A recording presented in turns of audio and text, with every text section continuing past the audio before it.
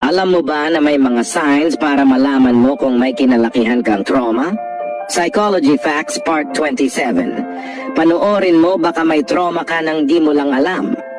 Mayroong 4 na signs ng trauma na di mo alam pero lagi mong ginagawa. Una, sorry ka ng sorry kahit sa mga simpleng bagay.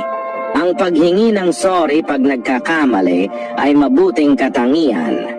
Pero ang taong sorry ng sorry kahit sa mga simpleng pagkakamali o pagtanggap ng kasalanang di nila ginawa ay isang sign na sila ay laging binubulyawan at laging sinisisi noon.